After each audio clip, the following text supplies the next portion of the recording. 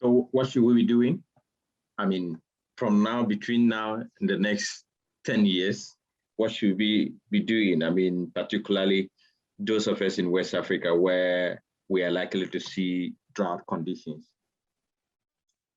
Well, I guess we may not reinvent the wheel, but I guess governments and all stakeholders and you know, all those who are involved in you know, the utility of climate and the opportunities it brings along. It's good to up the mitigation and adaptation measures that are in place in readiness, because as I said, even when there are those you know, projecting drier conditions, there are still areas within those countries or the region where we have mentioned drought conditions, where we are still likely to get you know, better or good rainfall conditions. So in other words, putting mitigation and adaptation measures that can be ready for any event of either drought or you know, rainfall conditions would be the best bet for now. And of course, this goes to all the players within you know, the climate you know, management aspects, where we try to manage the impacts. And this would include putting measures with regard to how farmers can you know, maximize their production, perhaps using lesser rainfall when it occurs, and when there is plenty, how they can maximize production within their activities. And if they are pastoralists, then there could be issues of even storage of you know, pasture when there is plenty, and then they can use this during those dry periods. The issue of storage of water, governments and maybe federal governments, like if it's in Nigeria or in other countries, they can come up with water storage like reservoirs and so on, so that this can be used during those drought you know, periods. And when the droughts are over, then that water can be stored for the next drought condition and so on. Just like what is happening in Rajasthan in India. You know, that is I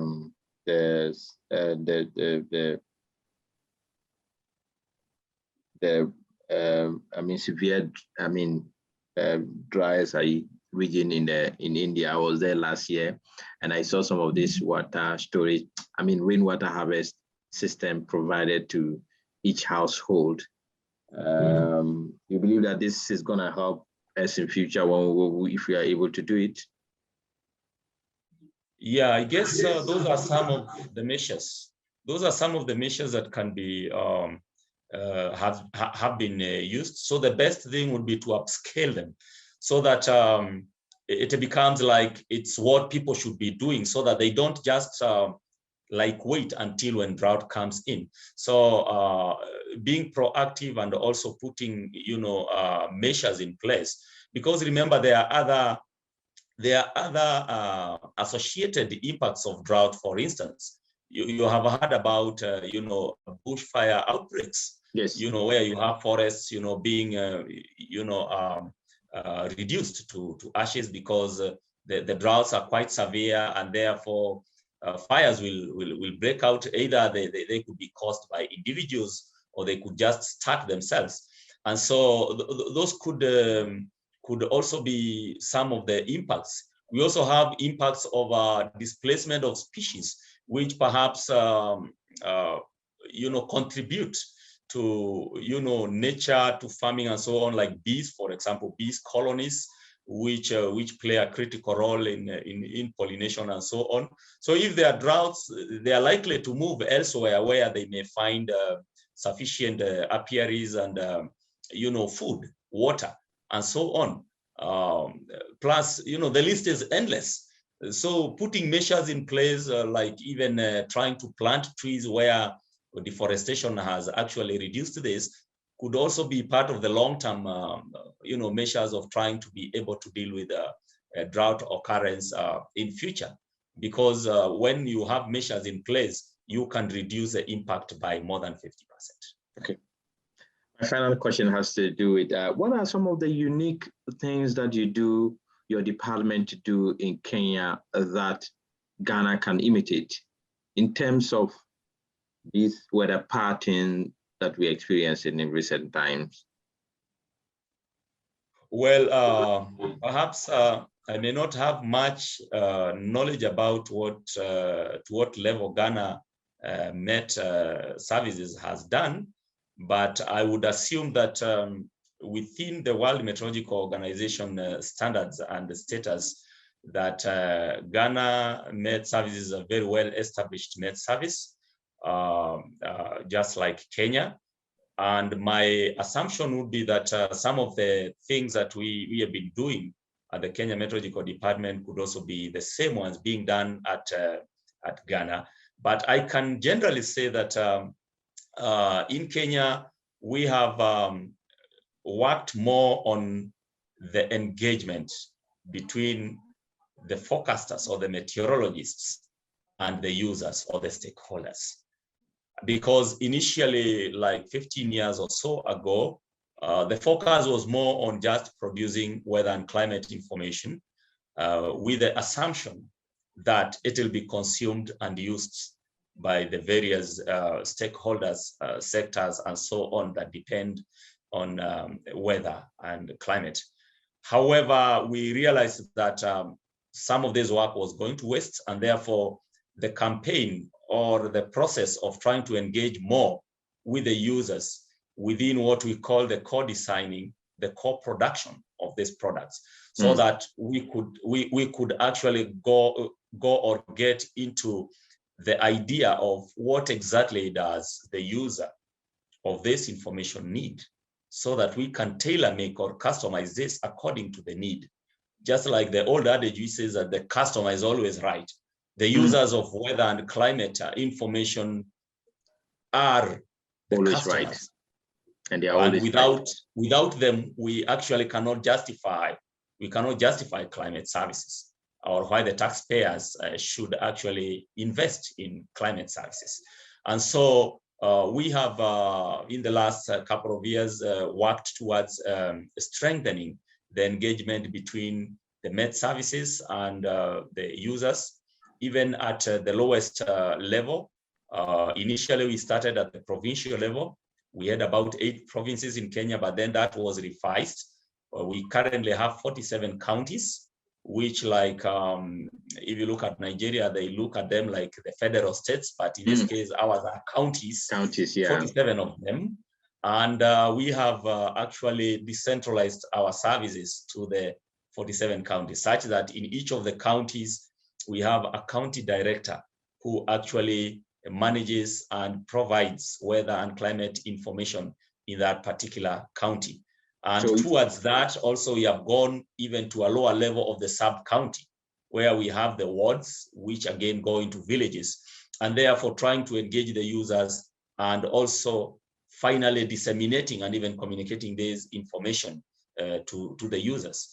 Apart from that, regularly and especially particularly during the season, when we release a seasonal forecast, we engage the 47 counties at both the sub and even the village ward level through forums such as the participatory scenario planning, where we have all the sectors represented, and we discuss the forecast and come up with the best way to use that information within the different sectors. If it is the agriculture sector, those who are in the crop production, the pasture production, those who are in the water resources, those who are in other, including media. Media is one of our very big stakeholder and partner, whereby we also come up with scenarios and actions which should be taken in terms of how to use this information. And we have found that this has incredibly increased the consumption as well as the uptake and adoption of weather and climate information in Kenya. And through improving the channels of communicating or disseminating this information, we have also increased the understanding of the science of weather and climate through our website, as well as we have social platforms such as Twitter and Facebook, as well as we participate a lot in radio and TV interviews to try and talk to the stakeholders, the media people, even the government and private NGOs, which actually goes beyond Kenya. We talk to radios like VOA, we talk to BBC, we talk to Al Jazeera, we talk to Voice of Africa, plus so many others, including the local FM radio stations. And I think maybe if that can be something that Ghana Med Services can learn or pick from us, what they don't have from what I've mentioned, I guess maybe they can use that to maybe improve in terms of their services. But we may also be interested to learn if they have other things that they have done that we have not been able to maybe do. Okay, so a bit of clarification here. So each of the counties don't rely on the national weather update. They have their regional platform where they communicate to the county, I mean, resident within that county. Yeah, principally the counties depend on the national Med Services, because the national Med Services develops and provides weekly, actually daily 24-hour forecasts for the entire country, the weekly, 7 days, monthly, and seasonal. We also provide what we call advisories and alerts when necessary, because there could be some, unusual occurrence of weather within a short period of time, and therefore we can provide advisories like that of heavy rainfall, maybe strong winds in a particular part of the country, and so on. So principally, the counties depend on the national, Med Services for their products and services. However, in order for them to be well consumed within their counties, they do downscaling. Okay. So they downscale, because remember, the national level kind of forecasts, they are more, at a national level and cost in terms of resolution. But when it goes to the more of it's a national, it's general, and therefore it may not necessarily capture some of the localized, aspects. And therefore, one of the functions and responsibilities of the county directors of meteorological services in Kenya is to downscale that, so that it is easy to digest at the lowest level, at the sub-county, the ward, and maybe the village level. And by downscaling this information, they are able to capture some of the more relevant information for those who are living in those particular counties. So basically, we provide the national, but the county directors, who are also meteorologists, they go to work to try and kind of, make it easier to and more relevant for the county, users and stakeholders. Use it, but do you have a specific radio station or TV, television where you broadcast your update to Kenyans? For instance, maybe you've been provided with a TV or radio station where you always release your update to Kenyans. That's a good question. At the national level, the Kenya Meteorological Services, or the Kenya Meteorological Department, is a national, Met Service, which is owned by the government and actually under the Ministry of Environment and Forestry. However, when it comes to dissemination, we partner more with the mainstream media. At the same time, also with other media, actors, such as the local FM radio stations and so on. And we provide this information to them so that they can air this.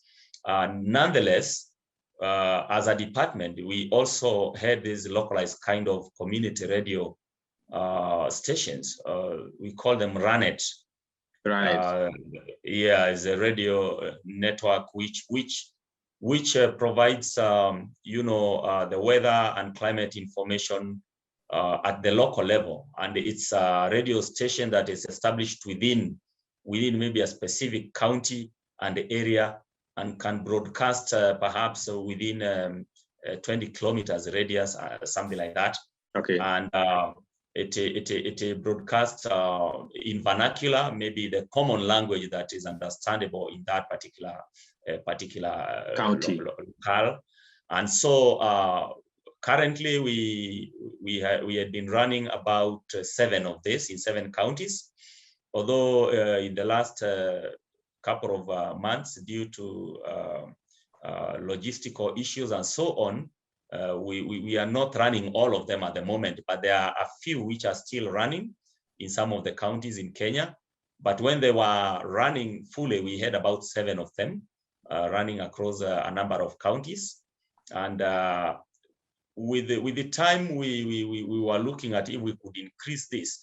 But interestingly, in Kenya, in the last few years, there's been a lot of new emerging local FM radio stations, and therefore we have been working more with those ones, because along the other programs that they broadcast or present to the public, we also take that opportunity for them to also broadcast this, and therefore that's how the situation is in Kenya at the moment.